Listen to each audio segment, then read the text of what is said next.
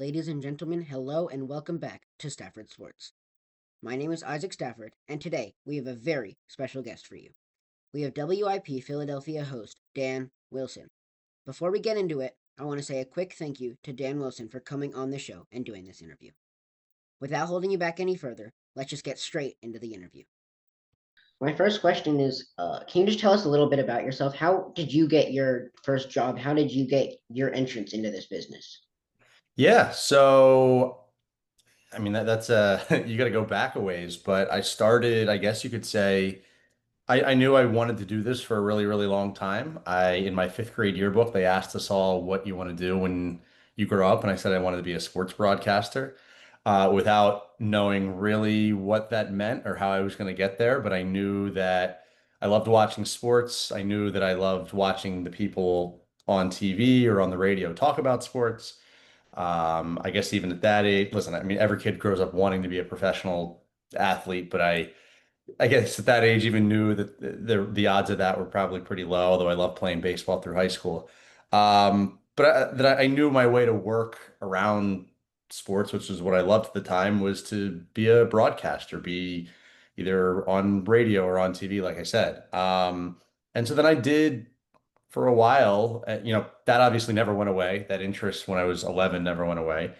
And I did everything I could to pursue that passion. I went to sports broadcasting camp, as you know, and still come back proudly as a speaker, and have done so for a couple of times. I ultimately, when I was in high school, I did a couple of things. I was the sports editor for our school newspaper. So not even just TV and radio. Like I enjoyed writing about sports, doing everything. So I was a sports editor for a school newspaper my junior and senior year. I was one of the hosts for our school announcements. My school, I went to Lower Merion High School and was fortunate enough that our like morning announcements were on, not like TV at home, but TV like in the school. Every class could watch it.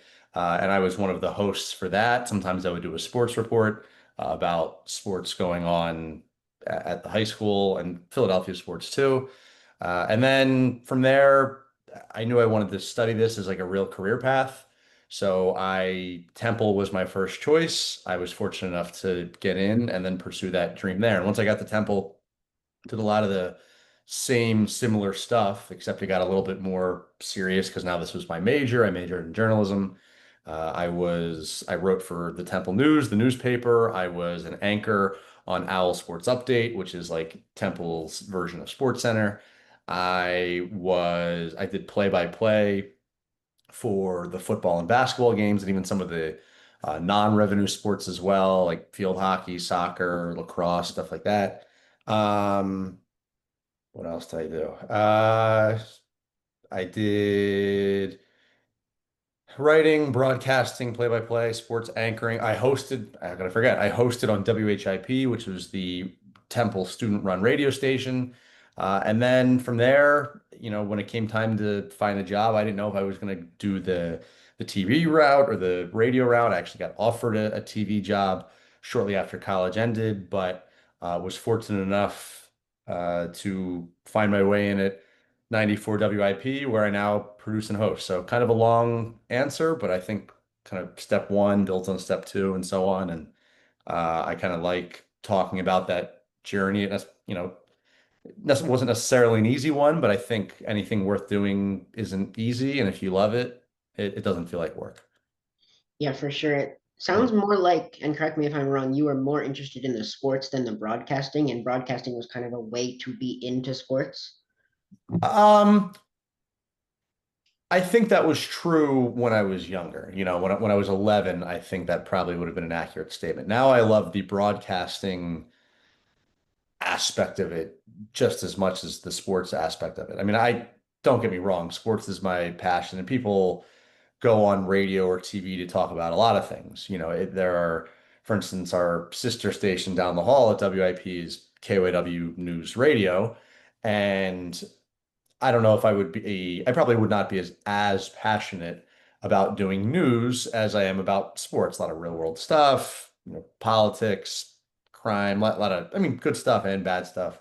But that wouldn't really be my passion. Sports is my passion. So, but the broadcasting thing, like I love I host on WIP on the weekends, and I love kind of putting that puzzle together every Saturday and Sunday of like, all right, what's my lead story going to be, and what's going to be, what audio do I want to use, and do I want to book a guest, and what fun segment do I want to do here, and that's you know that really has become the fun part.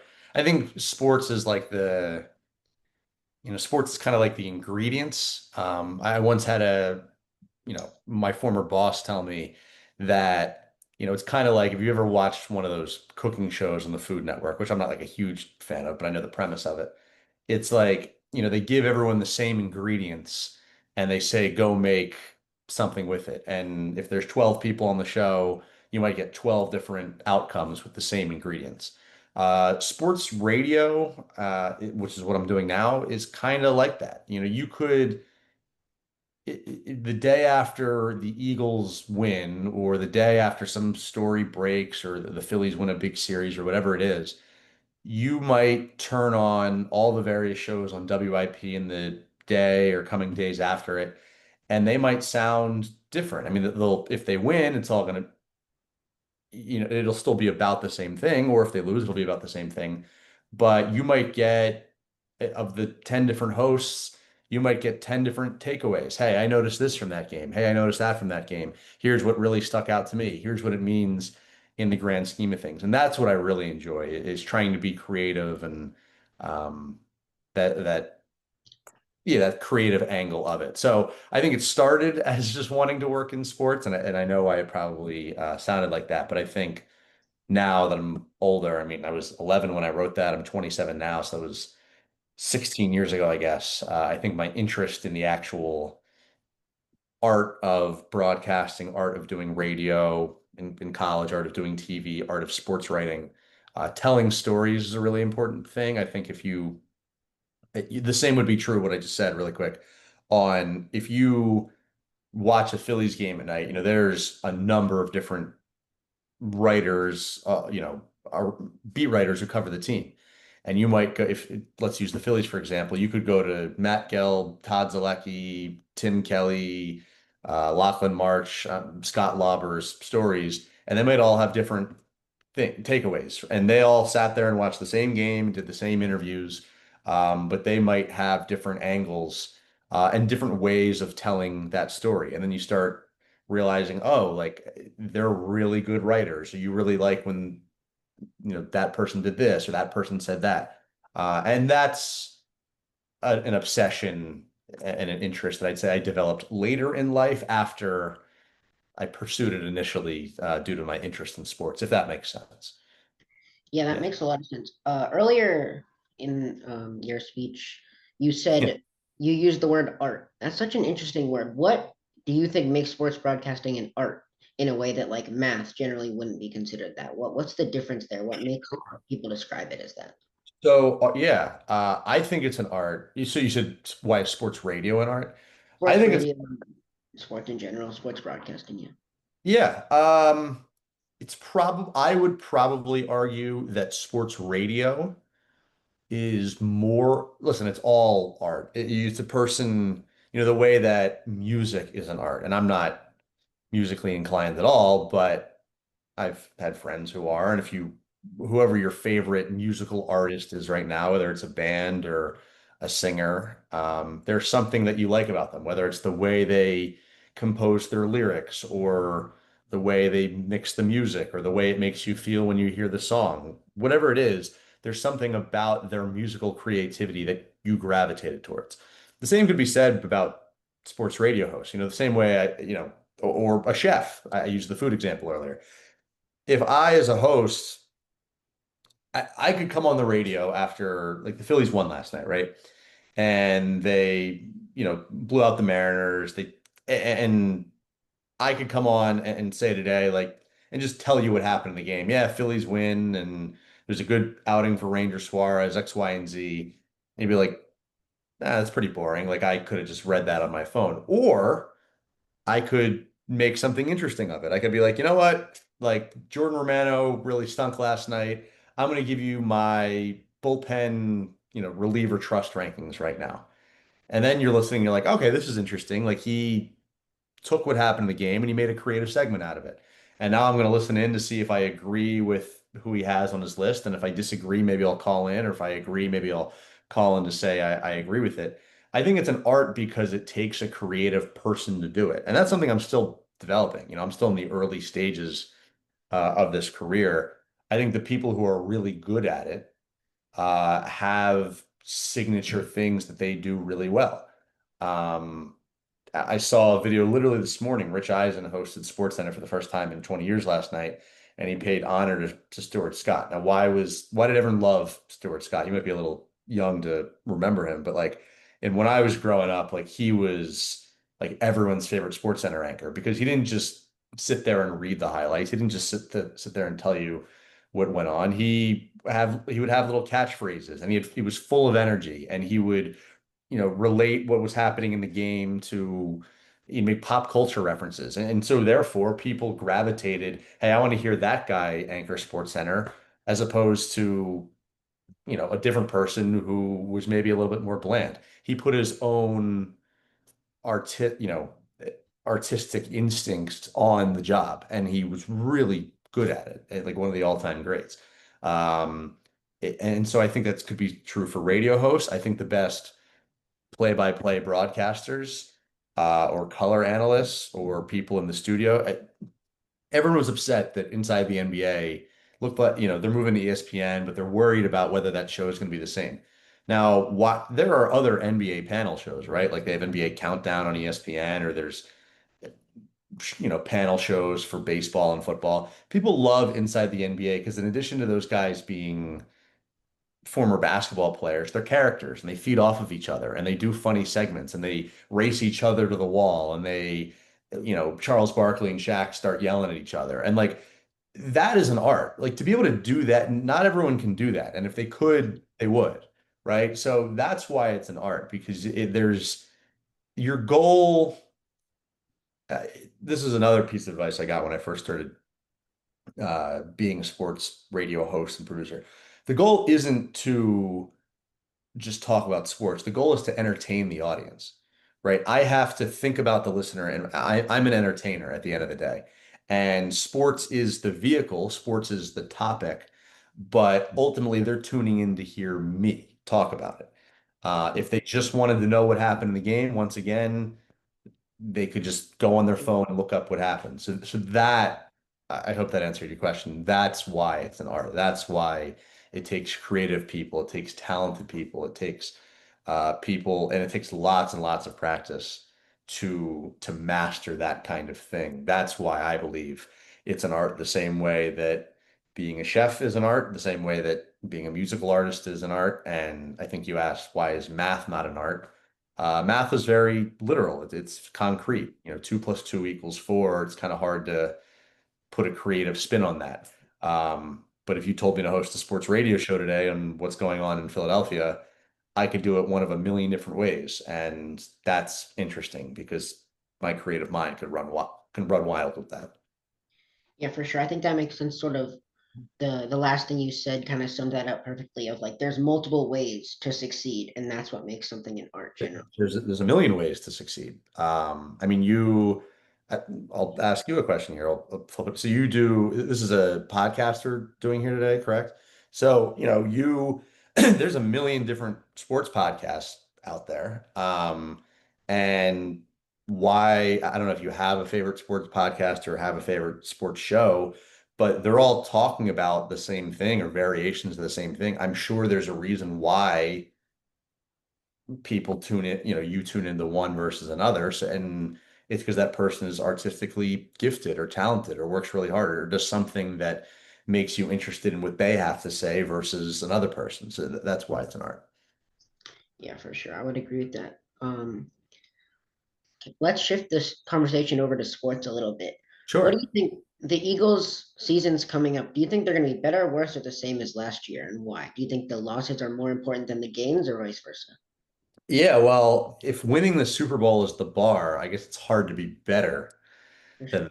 that. That's a pretty high bar. I mean, short of they went what 14-3. 14-3. So I guess the only way they could be better is go 15-2 and win the Super Bowl. At the end of the day, it's kind of hard to clear that. So I don't know if I think it's hard to say they would be better. And I guess the same would just be winning the Super Bowl. Listen, it's going to be difficult. I think they're going to miss some of the losses. I mean, right now, yesterday, Vic Fangio in his press conference, said that Cooper DeJean is now taking reps on outside corner and is kind of disappointed in the fact that no one's really taken the job, whether it's Jacorian Bennett or Adoree Jackson or Keely Ringo, who they drafted a couple of years ago. So I'm not going to pretend that they don't have concerns. At safety, it looks like they really like this guy they drafted out of Texas, Andrew Makuba or Drew Makuba. He actually said he wants to go by. He had a couple of takeaways, an interception, and a fumble in the preseason game. So it looks like they really like him playing next to Reed Blankenship. At the end of the day, those are good problems to have. I said on the air the other day, they're like rich people problems. They're there are team. I'm not. There are teams around the league who have much bigger problems than the Eagles do. But listen, the everyone when you're the Super Bowl champion, the NFL, I've always said, is the hardest league to repeat success in. It's the league where year to year, you probably see the most differences. You get, a quarter of the league fires their coach each and every year. The leash on quarterbacks is shorter than it ever has been. And it's probably the league where when you win, first of all, your schedule is just harder. Like the Eagles have to play a first place schedule this year, which means that the odds are already stacked against them more than a team was to play a worse schedule. The league, and from a league perspective, it's built for parity that way. And also, every other team in the league, and in particular the ones who are playing them this season, are spending all season trying to pick apart what the Eagles do well and what they can do to stop them. Saquon Barkley had a monster, like he didn't win MVP, but had an MVP-like season last year, going for 2,000 yards. If he played in that last game, probably could have broke Eric Dickerson's single season rushing record. It's nearly impossible, and I don't say it's impossible because Saquon Barkley is incredible, but it's nearly impossible to imagine that he will be quite as good as he was a year ago. That's not even a knock on him. That's just no player in the history of the league's ever rushed for 2,000 yards twice. So he would be making history if he did that. And also, the offense they did. We'll see what Landon Dickerson's injury looks like. It looks like they dodged a bullet and he'll be back maybe in week one or week two. But the offensive line continues to be great. The weapons continue to be great, but that might be the attention might turn even more to a guy like Jalen Hurts, who listen, I like Jalen Hurts. I think he's a good quarterback. I don't think he's a great quarterback. I know it's everyone's favorite thing to debate, like where Jalen Hurts ranks, because he is such a polarizing figure. He was great in the NFC Championship and the Super Bowl, and that cannot be discounted. And he rose to the moment. He rose to the moment in the biggest stage, and that cannot be ignored. But what also cannot be ignored, in my opinion, is that for the most part last season, he was not like the passing game was not phenomenal for the Eagles. And it didn't need to be because of how good Saquon was. And the defense allowed fewer points per game than any team in the league. But those are factors that if those go away, if Saquon Barkley I say in air quotes, only goes for 1,400 yards this year.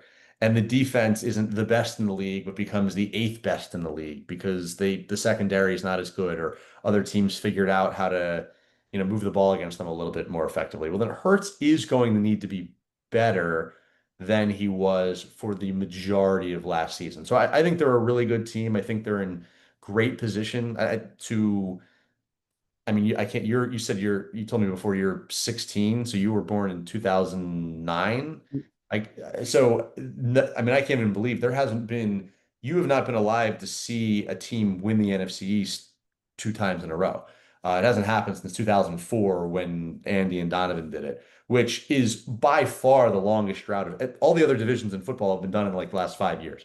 So the NFC East has more parity historically in both of our lifetimes than any other division. I think the Eagles are in a really good position to repeat as NFC East champs, but that's not the goal. The goal is to be, to try and go for that first round bye, which there's only one of now, and repeat as Super Bowl champs. So it will be difficult. I think they can be as good as they were a year ago, but I also firmly believe that winning the Super Bowl this year would be an even greater accomplishment than it was last year because the league just makes it harder.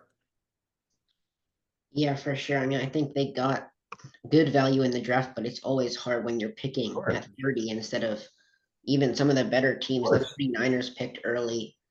I mean, there's a lot of like parity in the NFL. It's intentionally designed to make it harder for the winners in a way that the NBA, a lot of those, the Yeah, MLB especially, isn't. we've seen more parity in the NBA as of late.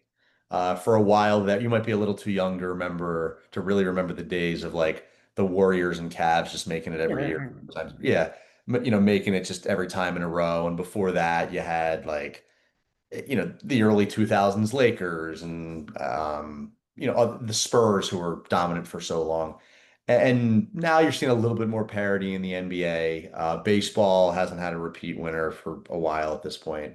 But it does feel like there's less, it takes longer to get good in those sports. There are teams who go from first to worst and worst to first in the NFL all the time. And I think the Eagles are in a position to sustain that success. Also, it was not lost on me that the last time they won the Super Bowl, they didn't have a great year the following season. They kind of went on a freak run at the end and they won the double doink game. And then if it weren't for the Alshon drop, they would have perhaps beat the Saints too. But that wasn't really a great bounce back season. It was weird because Wentz is coming off, an ACL and but it was that was a weird situation. But what makes teams like the 2000s and 2010s Patriots so great and the Chiefs of the 2020s so great is they sustain that success better than the other 31 teams have. And I think the Eagles have a really good opportunity to repeat that success, but it's incredibly difficult. Yeah. Yeah, it is. And I think that's almost both of what you said about parity is almost proven by the two Eagles Super Bowl teams, right? It's Yeah. only what? I mean, even just 2 years ago when they made the Super Bowl and lost, that and the 2017 to 18 championship team had, I think, six players in common. It was a new team, a new head You're coach. talking about last year New- to the Uh, seven I'm talking about 2022 to 23, the Super Bowl loss against Kansas City. Super Bowl loss against, and then you're saying that had six Mm, players from when? From 2017 to 18. Oh yeah, yeah. I was gonna say there were only four by the time they won last year, and two of them were the kicker and the long Kicker snapper. and long Yeah. snapper.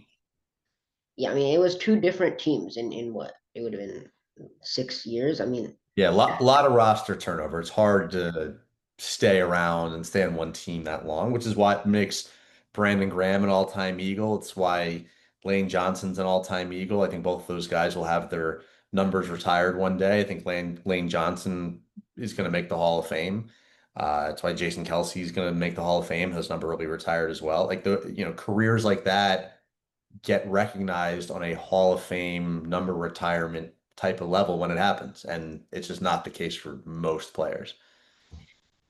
for sure. I mean, and it's such an interesting thing with the Eagles too, in that I mean, a lot of the teams that we've seen win the Super Bowl like consistently recently have done so with the same team. I mean, it doesn't Sure. happen much, but the Chiefs, Mahomes, I mean, obviously a juggernaut on that team, and they weren't that different of a team when they beat the 49ers to when they beat Same coach, same quarterback. the quarterback. Howie Roseman is relatively unprecedented for this generation, being a general manager who was allowed to oversee a different coach and quarterback win the Super Bowl. I don't know if there, I got to do some, I'll think about it quickly. I don't know if there's another team who has won multiple Super Bowls since 2000 who has had a different coach. Well, I mean, like the Ravens did in the early 2000s and won again later, but I don't know if there's another team who has done it with as quick of the turnaround as the Eagles did, which is 7 years between Super Bowls and with the same GM like Roseman, with a different coach and quarterback. The Steelers in the mid 2000s, mid to late 2000s. Both of them, it was first one was Bill Cowher, second was Mike Tomlin. Ben Roethlisberger was the quarterback on both teams. For the Chiefs, obviously they were all Brady and Belichick. For the Chief or for the Patriots, rather, all Brady and Belichick. For the Chiefs, all Mahomes and Reed. Um, the Giants were both Manning and Tom Coughlin. Yeah, I don't think there's another team, definitely not with the same GM, and definitely not with as quick of a turnaround as the Eagles have done here lately, which is a testament to Howie Roseman. I think he should be a Hall of Fame GM one day. I think he is still adding to that resume, but let's not take for granted how unique what we've seen of the last, decade of Eagles football is. Yeah, for sure. And I mean, for people of my generation of Eagles fans, that's kind of the only Eagles football I've witnessed, and Yeah. it's gonna be, interesting, and whenever it finally comes crashing down for the Eagles, it's gonna be Sure. it's gonna be almost Yeah, like it'll stink. I don't know. So you said you're 16. I don't know what like do you remember like the first Eagles season you remember? it was the last season with Vic, Last season with Vic. So that's 2012. 20. Oh, you're pretty young. Okay. So it's still so tail end of Andy Reid, the Chip Kelly years, weren't great. That ended pretty hard, but um they then won the Super Bowl not too long after. And the Eagles have only, this is another favorite stat I like to throw out, which is that since 2000, the Eagles have only missed the playoff. You think about teams who have gone on unbelievable playoff droughts, right? Where like the Bills were bad for a while, or like the Browns always stink. And, there's so many teams. The Jets haven't made the playoffs literally in your football memory. Like their last playoff game was 2011, I think it was. And the Eagles have only in since 2000 missed the playoffs three consecutive years, one time. One time. It was the final 2 years of Chip Kelly, first year of Doug Peterson, and they ended that drought by winning the Super Bowl the following year.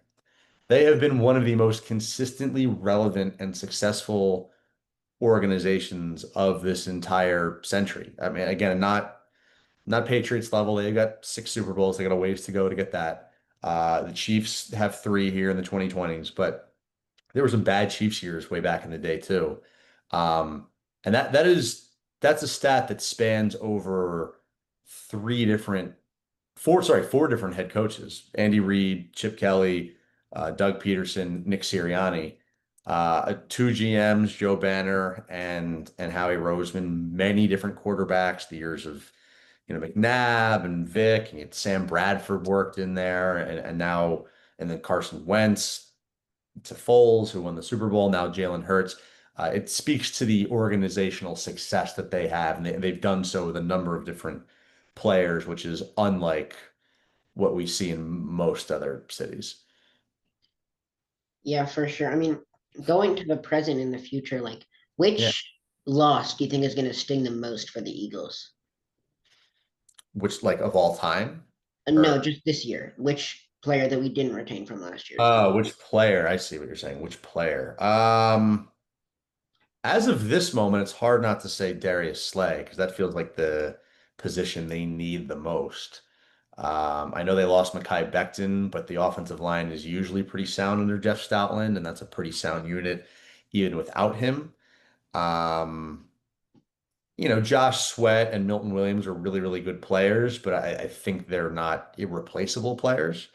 Darius Slay is the guy right now. If you told me I could add, as of this moment at 2 o'clock on August 19th, as it stands right now, if I could just pluck one guy who they lost and put him right back on the roster, I think you have to say Darius Slay. That feels like the biggest weakness of their team.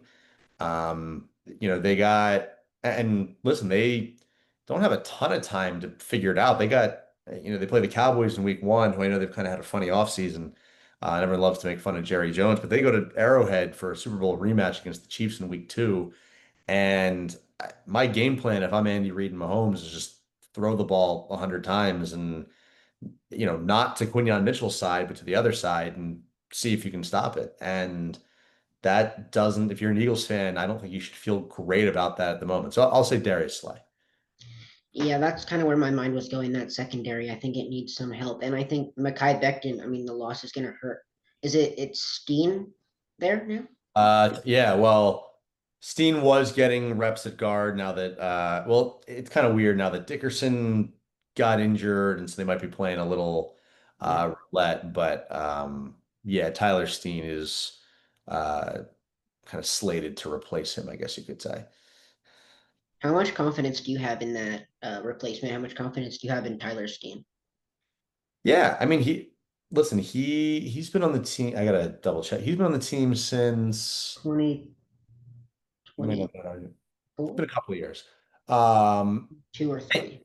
he's had to like step in and play before. Like it's not like it's not some unproven rookie, and Stoutland's usually pretty good. So it's hard to look at what the Eagles' offensive line has been over the past few years and worry about it too much. I mean, I think one of the most underrated stories that we see each and every day is the career arc of Jordan Mailata going from a rugby player to a seventh round pick in 2018 after they won the Super Bowl to Pro Football Focus ranked him the best offensive lineman in the NFL.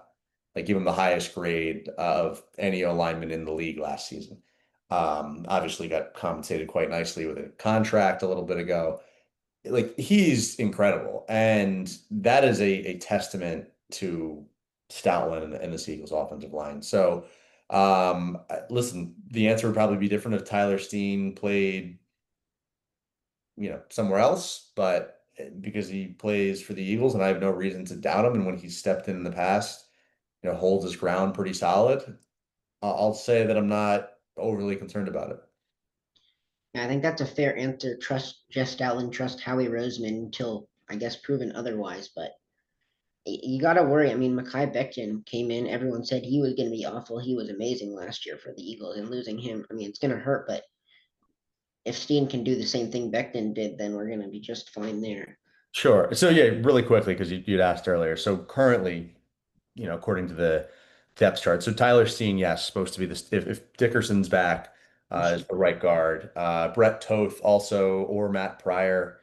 They've been getting some reps at guard as well. If Dickerson can't go in that first game, he got hurt in the open practice, but and Tyler Steen was a third round pick in 2023. So we have seen a little bit of him in the past, obviously stepping into a greater role here. Um, but he's been, as far as I can recall, he's been pretty good when he's been asked to step up and play when someone's at the check out of a game.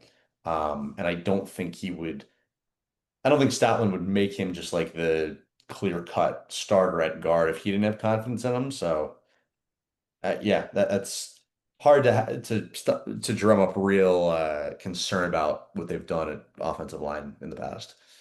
Yeah, for sure. I think that makes sense. I mean, they're starting him over two guys who seem to be capable as well. So there's got to be some level of Some confidence between, and level of competition as well. Yeah. for sure. Yeah. Yeah, moving on to a position that's not talked about enough, kicker, Jake Elliott. He was Yeah. very, very good for a long time last year. He was a little shaky. He was good in the Yeah. Super Bowl. Do you have confidence going forward? I mean, they have a new long snapper as well. That might shake him up. Do you have confidence that Jake Elliott can go back to his previous form, or are the Eagles going to have to shop for kickers? I no, I well, I think a lot he'd have to be really, really bad. Like maybe arguably worse than last year for them to move on from a kicker. He's another funny story of, people kind of forget Jake Elliott when they got him in the Super Bowl year. I think it was Caleb Sturgis kicked week Sturgis, one of yeah. that season, and then he got hurt, and Jake Elliott kind of just took over from there. His first ever game was week two of that year at Arrowhead against the Chiefs. And then no one really knew his name until he took over and I always say when he hit that kick against the Giants, which everyone loves to talk about now and how impactful it was that they won that game on a 61-yard kick. I strongly believe that if you just stop the game, listen, the Eagles fans are pretty knowledgeable, but obviously the kicker and the long snapper are oftentimes the lesser known players, least known guys on the roster. If just before that kick you paused the game and you went around to every person in the stadium and said, "Who's this guy about to kick?" I think like well fewer than half the people would have known Jake Elliott's name as of that moment. He again only kicked in one road game, didn't really maybe one or two field goal attempts, wasn't really impactful. They lost.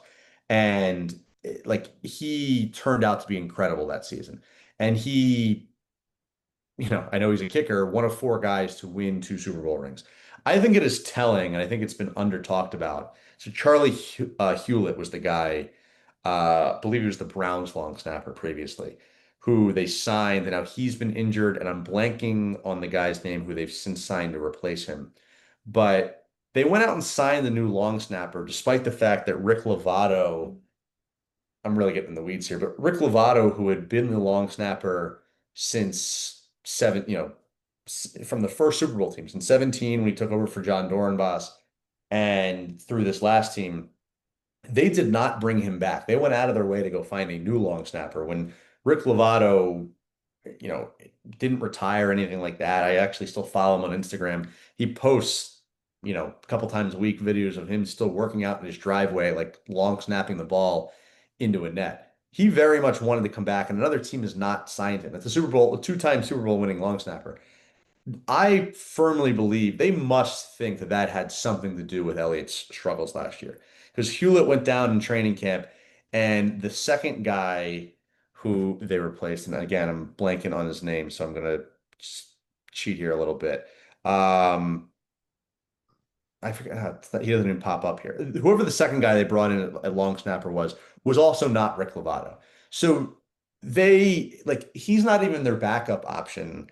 I think it's pretty clear that to some extent they believe Lovato's long snapping was throwing Elliott off. And you're right that Elliott stepped up big time in the Super Bowl, and that was clutch, and they ended up blowing him out. So it kind of doesn't matter. But he was not great at all. Like probably his worst year as an Eagle last season. Um, so listen, I'm somewhat concerned. I hope they're correct that it was maybe long snapper related, but it's something my antenna's up on it for sure. So clearly, I think they think it had something to do with that. But yeah, my antenna's up is the best way I can say it, and I think it's worth noting again that long snapper thing I laid out, which is that if Rick Lovato went from you don't just go from winning the Super Bowl twice with a team to being not even the first or second option to bring back. So I think they must believe that had something to do with it.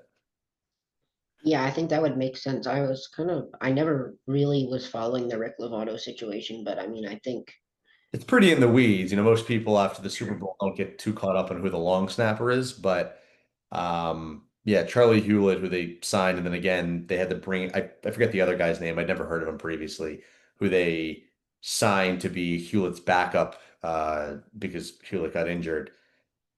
Like the fact that they didn't call Lovato back, I think speaks. I think their actions speak volumes of what they really think of him. Yeah, I mean, that makes a lot of sense. Yeah. One last question about the other Philadelphia sports team, the Phillies. How do you think their season's going to end? What do you think's going to happen? What now? I mean, they're kind of in a weird spot. Like, how do they finish Yeah. the season in the way they haven't Uh, been for a Yeah, while? this Wheeler blood clot situation is a pretty devastating one, both for him just as a person. It's a pretty serious condition. They were apparently, thank goodness they were able to identify it and remove it.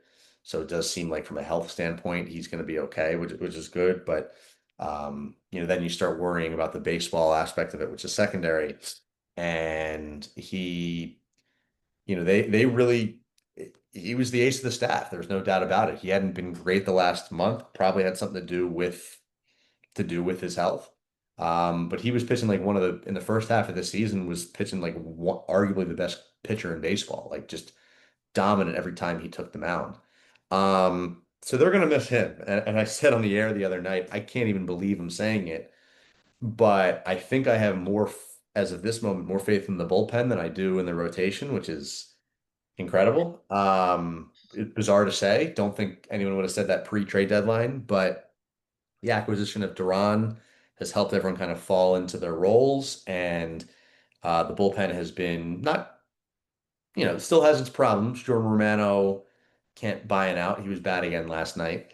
But there's a number of, number of concerns in that rotation. Fortunately, Rangers seemed to get things back on track a little bit last night. Um, but their offense is very up and down. Like I put it this way.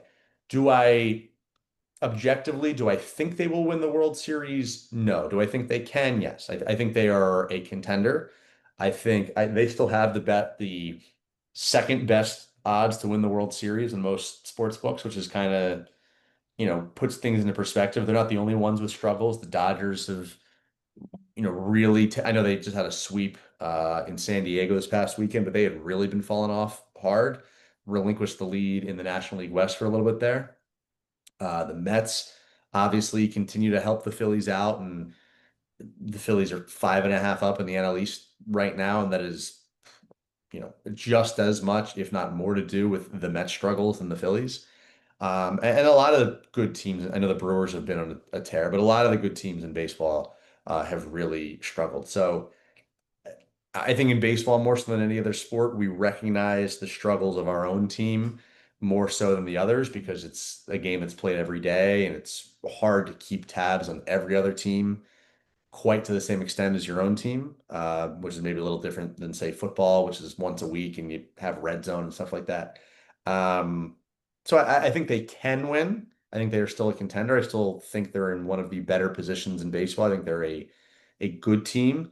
I don't think they're a great team, but I don't know if there is a great team out there as of this moment. So I'm still full all the way invested. I'm still locked in on the season each and every night. But they're going to have to overcome a lot. And one last thing is Rob Thompson's going to have to be pretty damn great in the postseason as well. He's going to have to, whether it's the platoons he's been managing or his bullpen management or having a tight leash on some of his shakier starters, he's going to have to be on alert just about every pitch, which you'd have to do in the postseason anyway, but even to another extent.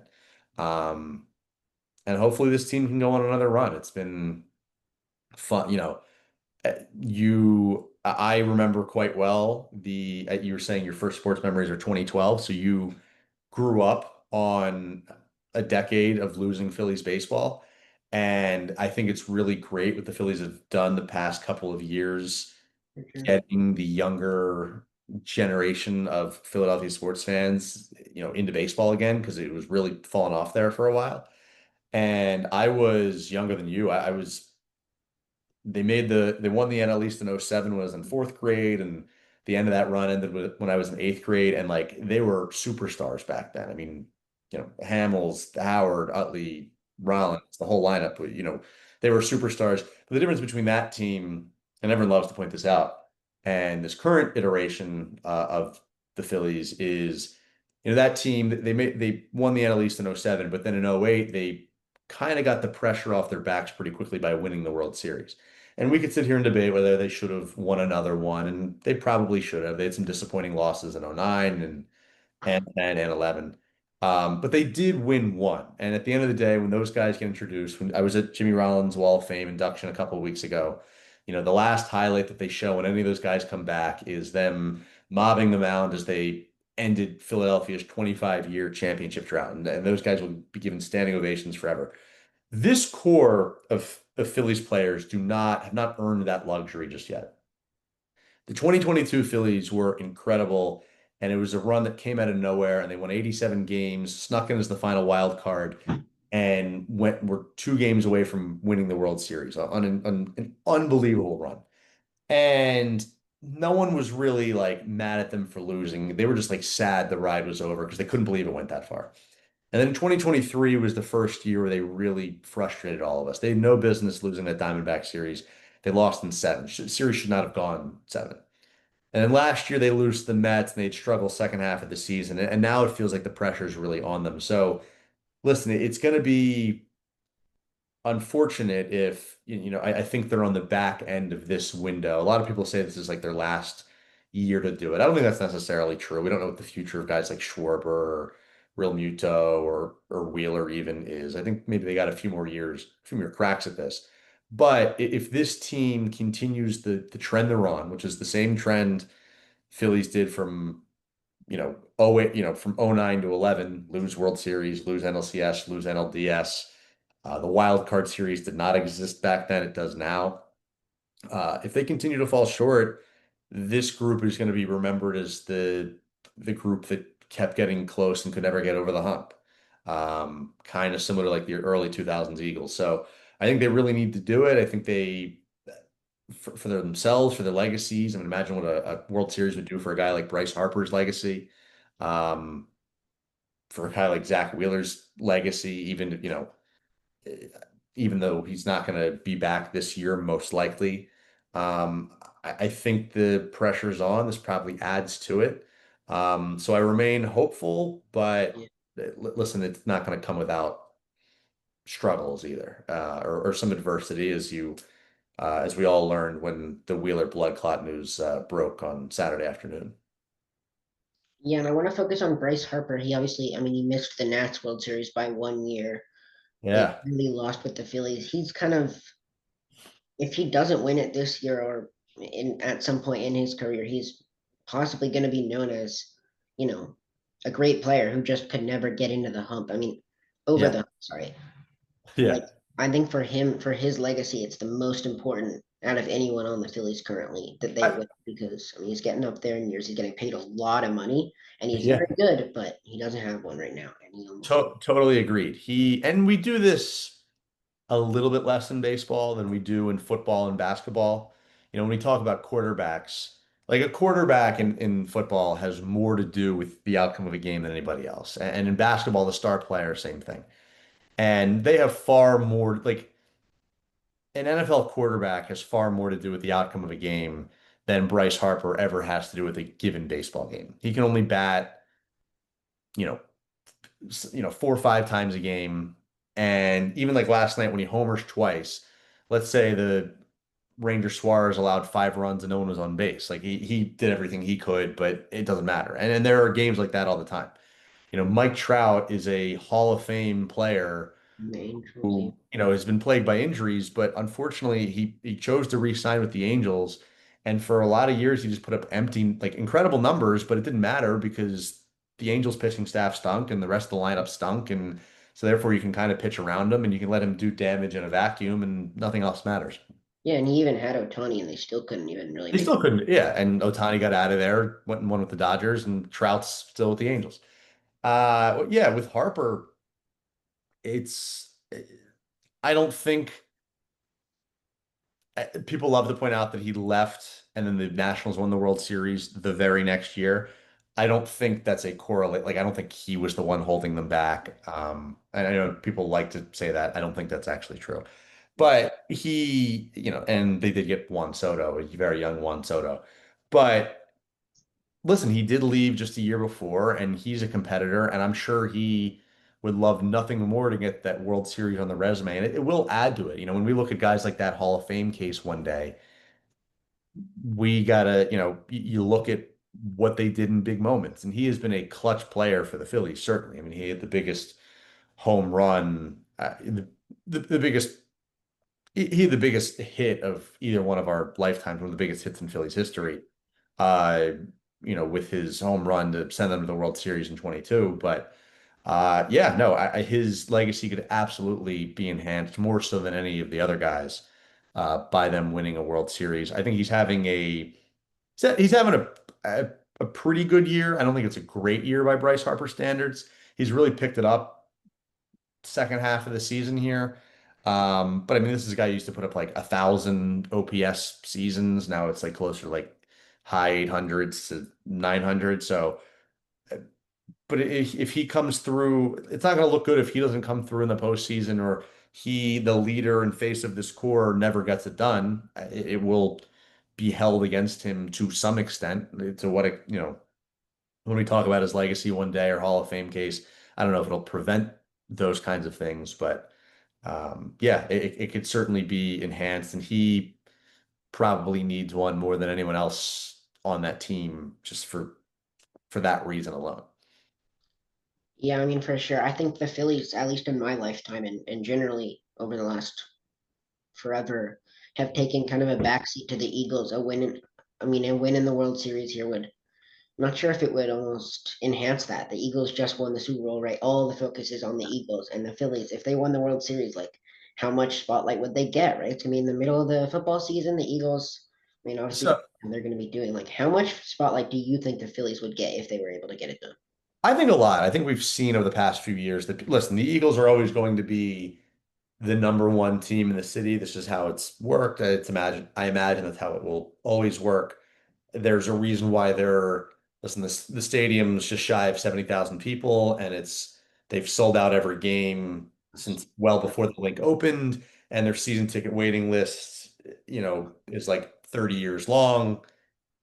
The Eagles are an event every time they play, and there are people who care about the Eagles there are people who care about the Eagles first or care about only the Eagles more so than any other team. Now, to your point about the attention, I think we've seen the past few Red Octobers, people are willing to give their attention to the Phillies. The Eagles, I was producing the night. So in 2022, if you remember, during that World Series, there was a game on Halloween night, game three of the World Series that got rained out, which moved game three, four, and five each back one night. Yep, And and the there was Eagles, not supposed to be any conflicts at all. But as a result, on that Thursday, you had a double Philadelphia versus Houston night, which was yeah, game five of the World Series at Citizens Bank Park and Eagles Texans in Houston at NRG Stadium. And just due to contract rules. So we at WIP broadcast both games. We have the Eagles broadcast rights on radio and the Phillies broadcast rights. And whenever the two conflict, the Phillies go over to our sister station, 1210 WPHT, which is a political talk station. They were on that station years and years ago before WIP got it, but in certain circumstances, when they're on the same day, obviously they can't be on the same station, so the Phillies go over there. And it's not like the Phillies game meant more that night, game five of the World Series versus an Eagles Texans game, but people well above me, smarter than me, negotiate those contracts, and the Eagles always get priority on WIP. So I remember so I'm on our Eagles game day staff, so which means every Eagles game, I'm there in the studio. We got a few of us, but helping, produce the broadcast. And on the post game show that night, it was the first time ever. Rob Ellis, who has been hosting our post game show for years, he was like, the Eagles game ended, and the Phillies game, I think, was in it was the middle of it. maybe the sixth or the seventh. There was like an hour left in it. I want to say. And so, like, this is like crunch time in game five of the World Series. Series is tied 2-2. And we did not take a singular phone call on that post-game show. And he said it was the first time in history that he ever remembers not taking a call on the Eagles post-game show. The Eagles won that night. It was a good win, but I do believe that in Philadelphia that night, the NFL generally outdraws baseball even in the playoffs nationally. But if I recall correctly, the World Series locally in Philadelphia got more viewers that night than the Eagles did. So while the Eagles, in a general sense, 365 days a year, reign top dog, when the Phillies postseason rolls around, I think this city is willing to give them their full attention, even if the Eagles are playing at the same time. We were all in the studio. I'm producing the Eagles game. Fortunately enough, at WIP, we got two TVs, so we're like glued to both. So we were watching every step of both, and it's like, look here, look there, look here, look there, like trying to pay attention to two things at once. But when it comes to Red October, I think people are willing to give them the full attention. I think we've seen that, and also fortunately this year, barring rain, because that year it wasn't supposed to happen, and Philadelphia certainly, if any city knows what it's like to have rain in October. It is, I guess this was before you were born, but game five of the World Series in '08 obviously got suspended 2 days Yep. due to rain. And that game got moved back due to rain. And you never know what the forecast is going to hold. But if games are played when they're scheduled this coming fall, the only potential conflict, the Phillies could go on and go all the way to the World Series. The only potential conflict on the same day is Eagles Giants play Thursday night at MetLife Stadium on, I forget the exact day, but and I think it's the same day as one of the potential division series games. So there's only one potential day where that could happen again, and it wouldn't even be in the World Series. Again, weather, barring weather. Um, and then also just listening to our talk shows those days, there was some Eagles reaction, but everyone wanted, I remember, the next day, everyone wanted to talk Phillies. Everyone wanted to talk about can they still win the series? And this past year, the Eagles were winning through October, but for the most part, everyone wanted to talk, Phillies Mets. So I think Philadelphia has proven that while the Eagles in general are their favorite, when it comes to Phillies playoff time, we'll get all the way behind them, and that's do or die season.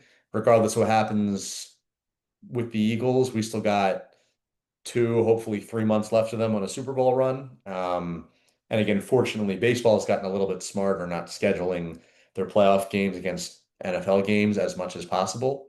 So hopefully, I keep saying weather permitting because we've seen it get ruined before. Right. There would only be one potential conflict this Yeah. fall. So the Philadelphia sports fan will just be, packed night to night. You'll either have Phillies on the off night, you'll have Eagles, but everyone will be able to give their undivided attention at any given time to one specific game.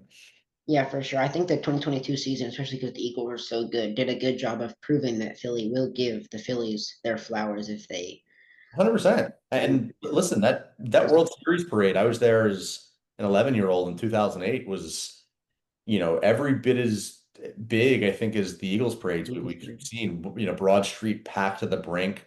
They did the reverse. They didn't have it at the Art Museum steps back then. They did the speeches at, I was actually in the link that day, and Citizens Bank Park because there was an overflow of people who wanted to see them speak. That was just as much of a crazy day. I've been to all three parades, as the Eagles parades were. So, I think people get behind the baseball team 100%. I think they would do so. Maybe not the Flyers because they're, I mean, we haven't seen them win the cup since 1975, but there are some people who just don't put Yeah. hockey in the same playing field. But I think you would see that kind of support if the Sixers won too, if they ever got their act together.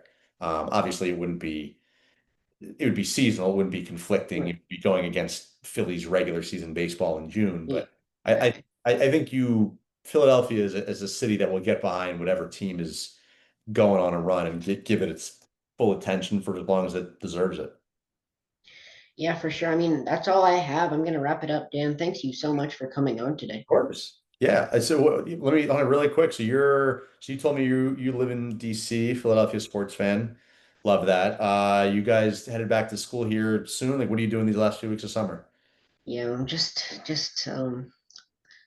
savoring it, I guess. Just hanging out. Yep, just hanging on. What you about to start 10th grade, 11th? 11th grade, yeah. 11th? Nice. All right, big year. So, all right, well, I listen, this is awesome. Where do I definitely send me the podcast link. I'll share it. And yeah, this was a lot of fun. And you definitely you're doing, I don't know if you in your mind, obviously you went to camp, have like a dream broadcasting job or but certainly doing stuff like this, the very fact that reached out to me and are willing to reach out to other people and host a podcast like this, getting it's like anything else, getting practice and listening back to yourself and being like, I sound good here. I wish I would have done this differently. I think is important. And it's the same way that professional athletes watch film on themselves and practice, that this is no different. So, yeah, kudos to you for setting this up. I'm glad we were able to find the time to do it. And, I wish you the best. Feel free to reach out if I can ever help with anything. For sure, I will. Thank you so much for coming on, Dan. Any Thank last you. quick last thing you want to say? No, I hope listen, I would love to come back on at some point. Maybe we can do so when Yeah, the Phillies are hopefully making a playoff run or, sure. maybe we know more about this Eagles season. So that's what I'm hoping for right now. That's the goal. I mean, that's the Yeah, dream. that is the dream for sure. All right, Exactly. man. Have a great rest of your day, rest of your summer, and thanks again for having me. Hey everyone, huge thanks for watching, and another huge shout out to Dan Wilson. With that being said, I hope you enjoyed the interview, and that's all I have for you today.